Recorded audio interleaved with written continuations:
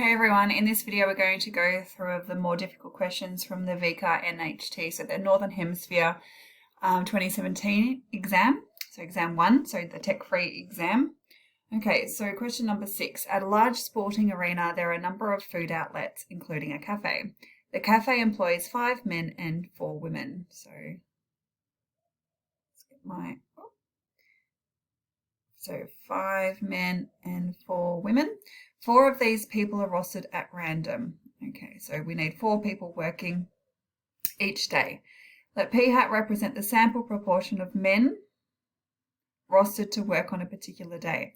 So list the possible values that P hat can take. All right, so we can have 0 men, 0 out of 4. We can have 1 out of 4 men working. We can have 2 out of 4 men working. We can have 3 out of 4 men working, or we could have all men working. Okay, so remember there's 4 people who are rostered on. So we can have 0, we can have 1 quarter, we can have 2 quarters, which simplifies to 1/2. We can have 3 quarters, and we can have 4 quarters, which simplifies to 1. All right, part 2, find the probability that none of the people working are men. Okay, so that's basically what that means. So that means they all have to be women. So we want the probability P hat equals 0. All right, so when you think about it, that's the same as the probability that we've got a woman, woman, woman, woman. So your first woman, we've got 5 women. No, sorry, we've got 4 women, as it says in the question. Oops, let me just get rid of that probability. Okay, so we've got 4 women, and there's 9 people. Okay, so if you think about a tree diagram, we're doing without replacement, because obviously once you've got a woman working, she can't take the role on someone else's role. As much as women work very, very hard, they're just accounting for 1 person. Okay, so 4 women. So if you think about it in terms of a tree diagram, that then decreases to 3 women out of 8 people in total, then 2 women out of 7 in total, and then 1 out of 6.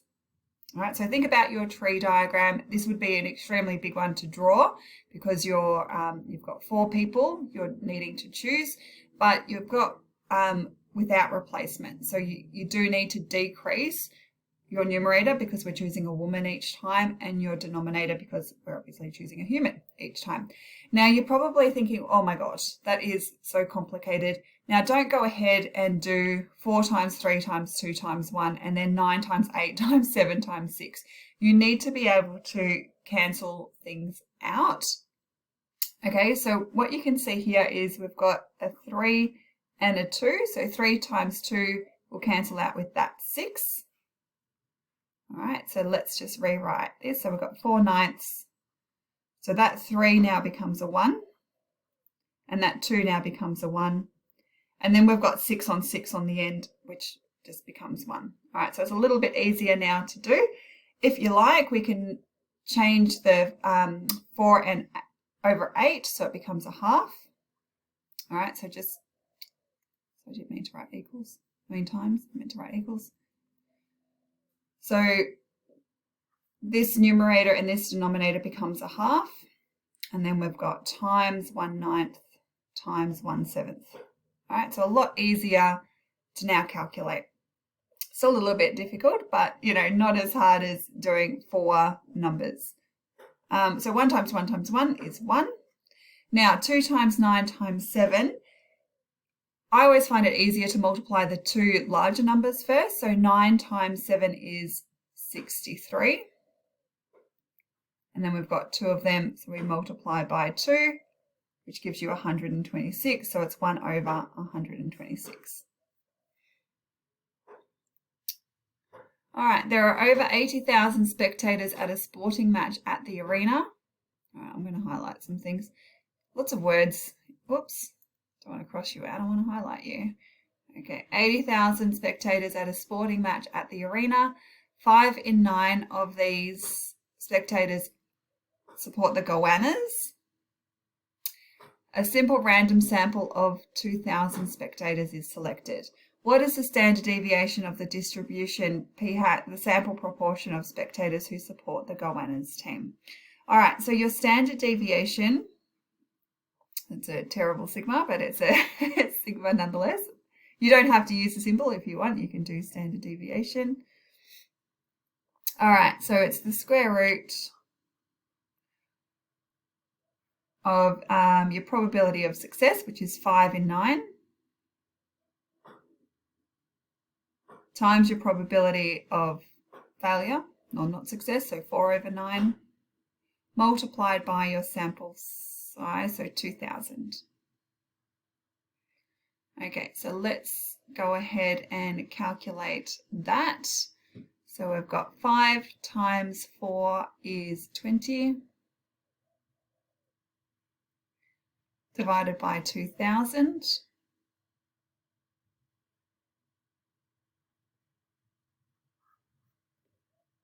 All right, I just realized I made a mistake. So 9 times 9 is not 9, it's 81. So let's just quickly fix that up. All right, now we should never leave it like that. And in exam 1, they will probably give you numbers you can actually deal with. So I can start seeing here this 81, is a perfect square. And then the 20 and the 2,000, that will also simplify. So let's just simplify it a little bit over here. So 20 divided by 81. So we're dividing by 2,000, which is the same as multiplying by its reciprocal. So this exam seems like you need to work a lot with your fractions. Okay, so I'm going to switch my numerators around. So I'm going to have 1 over 81 times 20 over 2,000. Okay, you probably don't need to do that. Some people might be able to do it all in one go. But remember, when you're simplifying fractions, you can, instead of doing 20 times 1 and then 81 times 2,000, switching the numerators is often a lot easier. Okay, so we've got 1 over 81, then 20 divided by 2,000. If it helps, you can cross out that. So then we've got 2 over 200, which simplifies to 1 over 100. And then we can multiply our fractions. So 1 times 1 is 1. 81 times 100 is 8,100. And we're going to take the square root of that. Now, we can take the square root of 1, which is 1, over the square root of 8,100. Now, you should recognize that 81 is 9 times 9. So 8,100 is 90 times 90. So it's going to be 1 over 90. All right, let's move on to the next question. So question number, is that all we had to do? Okay. Question 7. All right, so we've got f of x equals 2x cubed plus 1. And we've got g of x equals 4 minus 2x. So we've got a cubic and a linear graph. So we now have to do a composite function. So this just means we're substituting f of x into g of x. So let's use our notation. G of f of x. All right, so let's take g of x. So we've got 4 minus 2x. So instead of having x, we're going to put in f of x. So 2x cubed plus 1. And you don't need to go ahead and expand that. Actually, it's not a hard one to expand, and we could simplify it. I'm just thinking as I'm working. So 2 times 2x cubed is 4x cubed. And then negative 2 times 1 is negative 2. So just make sure we've done that correctly. So 4, negative 4x cubed minus 2. So then we're going to have 2 minus 4x cubed. Find f of g of x and express it in the form. Okay, so this time we're doing the other way around. So we're going to substitute g of x into f of x. And we do have to express it in a certain way.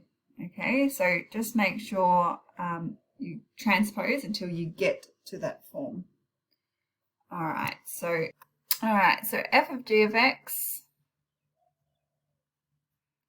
All right, so this time we're substituting g of x into f of x. So we've got 2, and then your x is 4 minus 2x,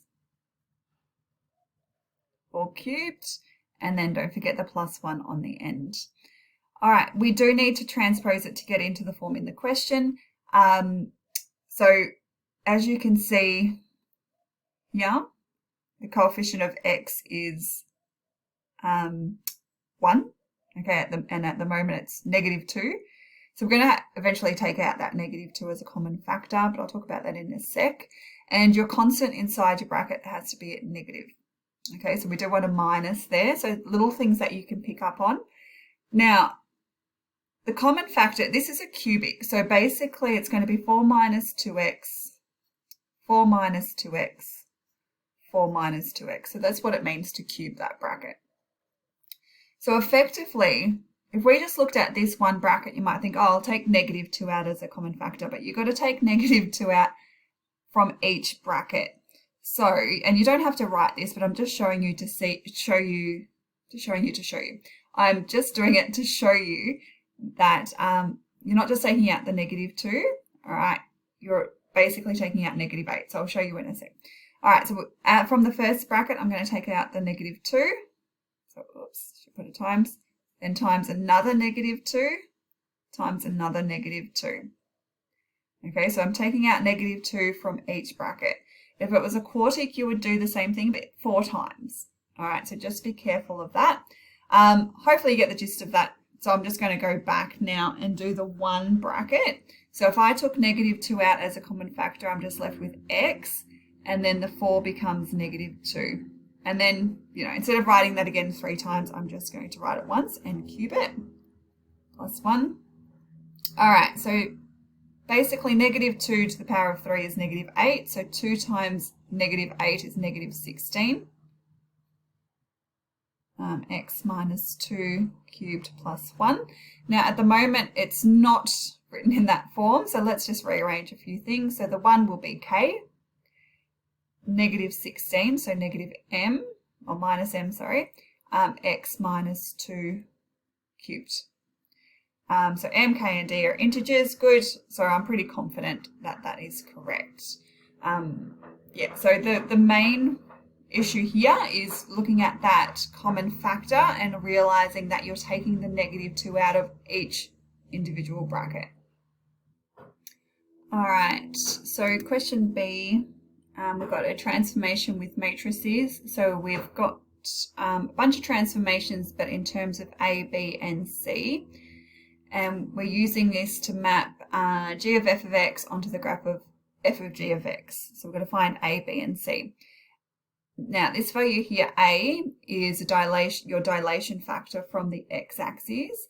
This 1 means when it's 1, it hasn't changed, okay? Because if you multiply something by 1, it stays the same. So we've only got a dilation from the x-axis. And then the B and the C, so the B is your horizontal translation, so moving along the x-axis, and C is your vertical translation. All right, so let's look at the dilation factor first. So actually I might just write them down first.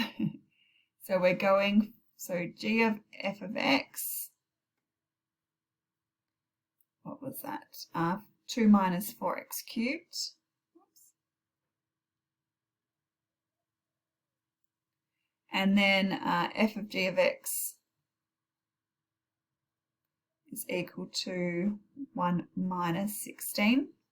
X minus 2 cubed.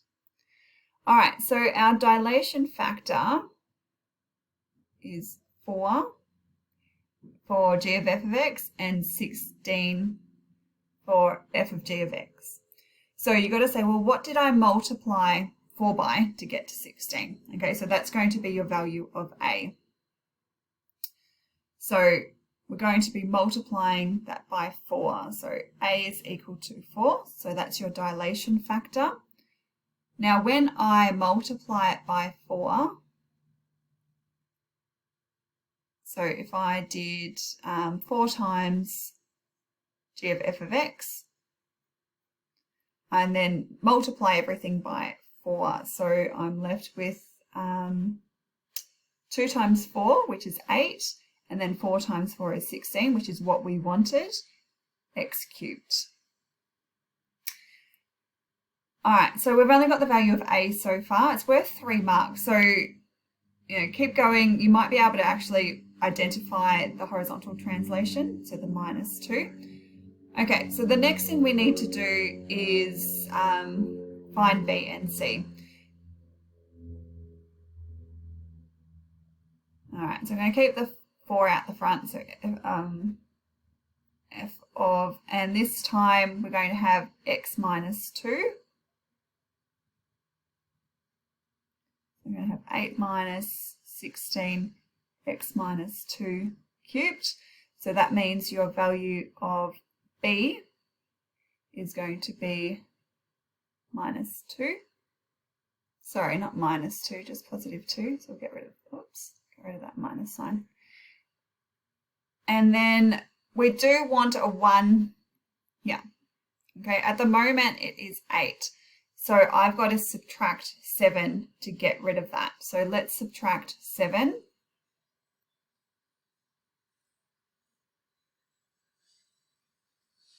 Whoops, don't need that.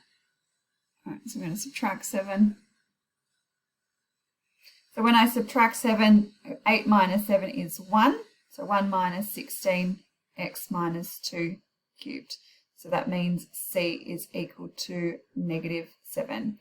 So we've got a dilation factor of 4 from the x-axis. Value of b is 2, so we're shifted to the right 2, and we're shifted down 7. So there's our 3 values there. All right, so let's move on to question 8. So the rule for a function f is given by, where f is defined on its maximal domain, find the domain and rule of the inverse.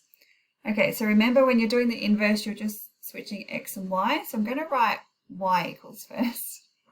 So the square, so instead of having f of x, and then 2x plus 3, and then don't forget that -1 is outside that square root. So let's switch our x and y. So 2y plus 3 -1. All right, so now we've just got to transpose it until we get y equals. So we're going to have x minus 1 and so I'm going to, x plus 1. So bringing that 1 over to the left-hand side, and then we've got the square root. So to get rid of the square root, we're going to square this.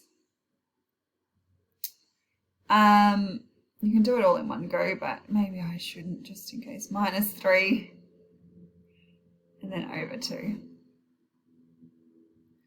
All right, so remember, you don't leave your inverse as y. So inverse notation. So we don't have to have it in a certain form. So just x plus 1 squared -3 over 2. All right, so what we have to do now is find its domain. So the domain of your inverse is the same as the range of your original function. So let's go ahead and find the range of the original. Okay, so we've got a square root graph that has been shifted down -1. So we haven't really has had a dilation and a horizontal translation, but that won't affect your range, only if it's been reflected, which it hasn't been. So your range of f of x is -1, and that's included to infinity.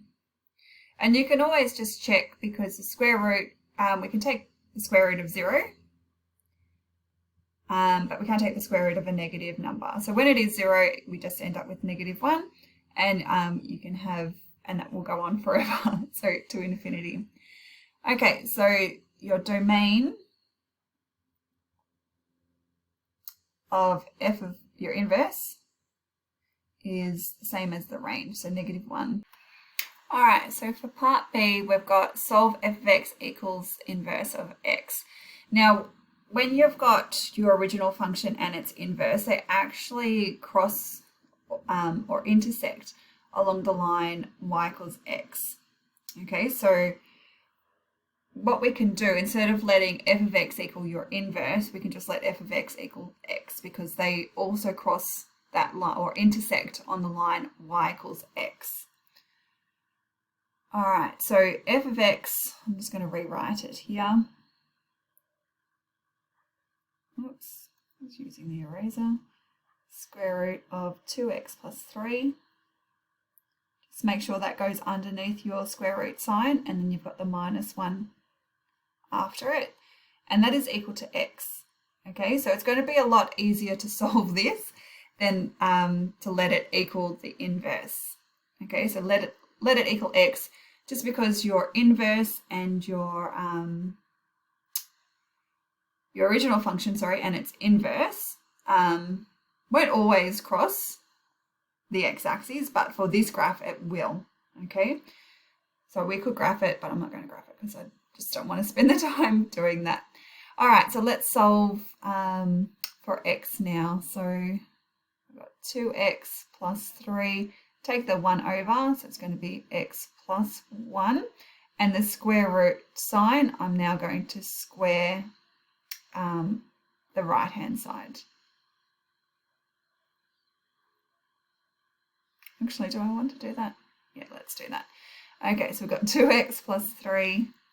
And now we're going to expand this, probably the easiest way. All right, and let's just tidy it up. So that 2x and that 2x are going to cancel out. So then I'm going to be left with x squared plus 1. And if I bring that 3 over, we're going to have minus 3 equals 0. Actually, I probably shouldn't have done that. So 1 minus 3 is negative 2, so x squared equals 2. So x equals, now don't forget you've got two solutions, plus or minus 2. Now we do have to check the relevance of that solution. Okay, so your domain. All right, so remember your domain for your inverse is going from -1 to infinity. So we can't use negative root 2. So x can only be equal to positive root 2, because negative root 2 is approximately somewhere between 1 and, or negative root 2 is approximately somewhere between -1 and -2. So we have to have x equals the square root of 2. All right, question C. All right, so this time we've got g of x equals the square root of 2x plus c minus 1, where d is the maximal domain of g and c is a real number. For what value or values of c does g of x equal the inverse of g have no real solutions? All right, so we can use the same thinking as the previous one. So when you've got your function is equal to its inverse, they do cross at x. So we can just take g of x, which is the square root of 2x plus c, and then we've got minus 1 is equal to x. All right, so let's just play around for a little bit. So 2x plus c is equal to x plus 1 squared. And we can expand that. So x squared plus 2x plus 1. So again, those 2x's cancel out, and then we're left with x squared plus 1 minus c equals 0. All right, and so if you think about this as a function, we've got a parabola and it's been shifted up or down by 1 minus c. Okay, so this is kind of like our vertical translation. So we've got a parabola. I can just sketch it over here. And we want it to have no real solutions. So basically it's got to be above the graph. So this point here has to be greater than 0. So this point is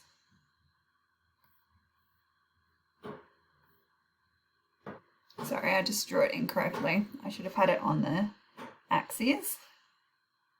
There we go. It's better. So there we go. There's our y-intercept, and that is at 1 minus c. So we want that to be greater than 0, because if it was less than 0, it would be below the x-axis.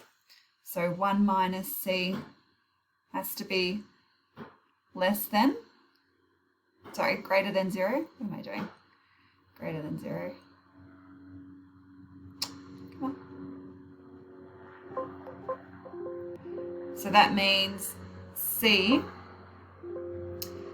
has to be, so if I put the c over to the other side, we're going to have something that looks like that, which is a little bit weird. We don't usually write the pronumeral on the, or the variable on the right hand side. So c has to be less than, my computer's about to die, less than 1. All right, for this last one, and my computer's about to get cranky with me, we're looking for one real solution. So if we look at the same rationale here, we want this solution of x squared plus 1 minus c equals 0 to be on the x-axis. So that will be 1 minus c equals 0. Oh my gosh. You're going to come back. So c is equal to 1. No, it's not going to come back. All right, well, I'm competing with a computer that doesn't want to cooperate, and a neighbor who sounds like he's using an angle grinder or something. Anyway, so c is equal to 1, but do take note that this question is worth 2 marks. Okay, so they're not going to just give you 2 marks for that.